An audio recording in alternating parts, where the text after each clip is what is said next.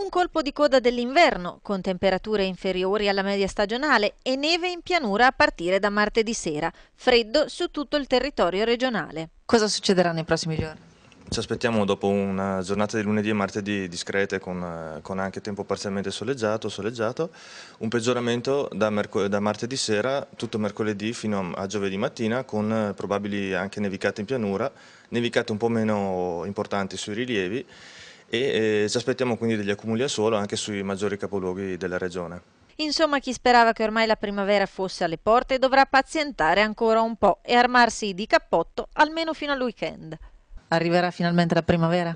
Nei giorni successivi avremo ancora probabilmente della nuvolosità e ancora temperature piuttosto basse, almeno fino al fine settimana. Dobbiamo pensare che sia un colpo di coda dell'inverno?